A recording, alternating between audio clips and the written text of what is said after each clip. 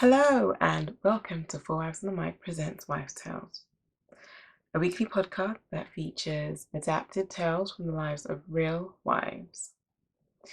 So this week's story is about a young lady who is about to cross that threshold into adulthood. That's all I'm going to say for now. It runs along the lines of, the theme in regards to Black Lives Matter. And I know Black Lives Matter is more than just a theme. It's a revolution. It's a cry, a plea, a demand for change. It's a movement. This is another one of those stories which is being told in order to highlight some of the things that young Black British women actually face. Next episode will be a review episode where we will look closer into the themes at play in this story. Okay, so my name is Mrs Nikki Tunji. This week's story is called Adulting.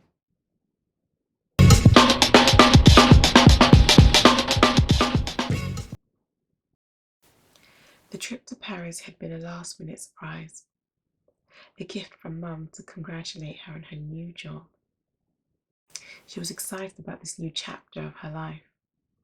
After all those years and all those qualifications and applications, she was ready to start a new life, create a new path for herself.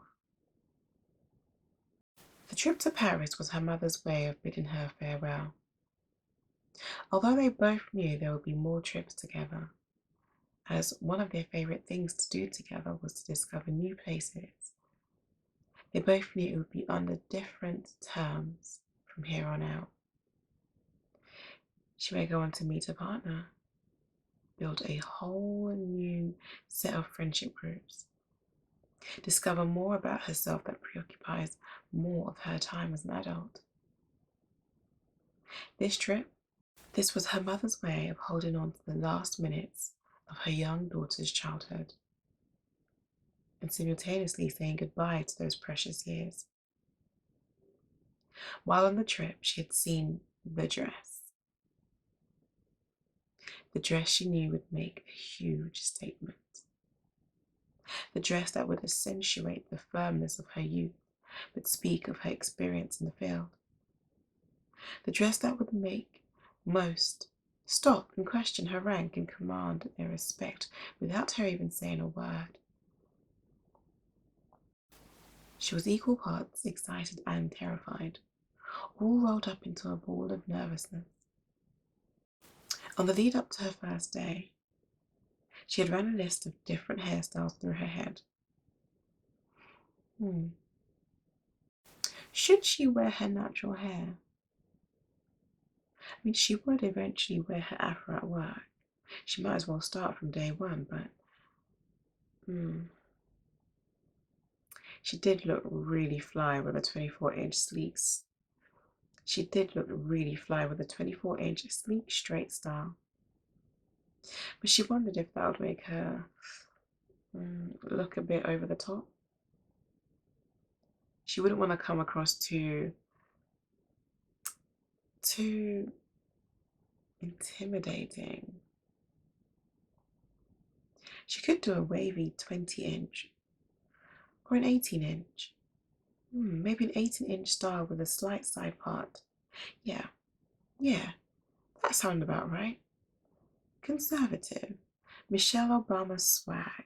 And if she ever did want to wear her afro, she could just claim that she hadn't straightened her hair that day.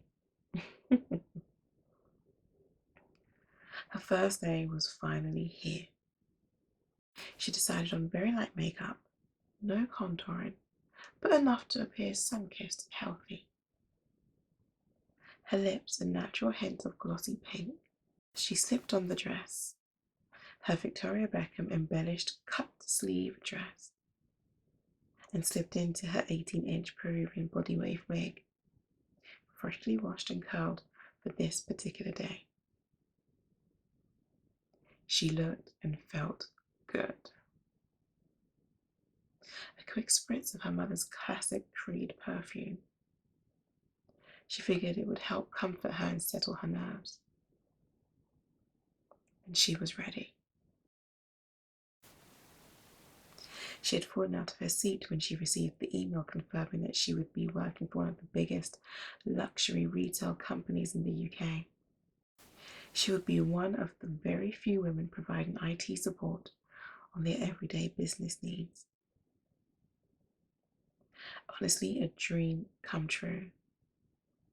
When she had interviewed for the role, she was shocked at how white the room had been, but not completely surprised. So receiving that confirmation email really did knock her for six. Well, here she is, and she was ready to kick some butt. In the induction pack she received via email the week prior, she had been instructed to ask for her buddy once she arrived at the reception. Today, she would be paired with Colin. He would help her get set up and settled into the company. As she walked into the building, she felt a sense of belonging, walking in with other professionals, all immaculately dressed and beautifully coiffed.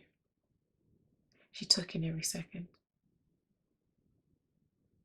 At the reception, she waited for her buddy and was pleased to be greeted by a tall, slim man with sandy-coloured hair. The casual way he wore his shirt, with the top buttons left undone, he looked like he had just walked out of a GQ photo shoot. Something about him reminded her of an old schoolmate. She was definitely going to like it too. Hi, I'm Colin. Hello, I'm Funke. Nice to meet you, Funke. I'm going to take you to security and get you set up with your laptop and ID. That's great. So, where are you from? This is actually my first professional role, but over the summer I spent time with... No, I meant what country? Your English is very good. I just wondered where you came from. Oh, like, where you were born, your parents. Yeah, right. I was actually born here in London, but my parents were born in Nigeria. Does does that ah, yes, I have friends from there. Yeah. Nigerians, you people eat dogs, right?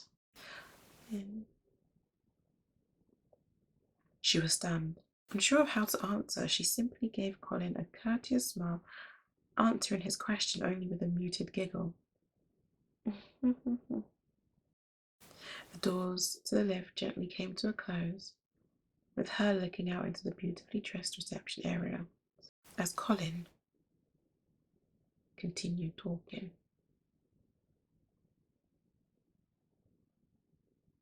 What did you think of our story this week?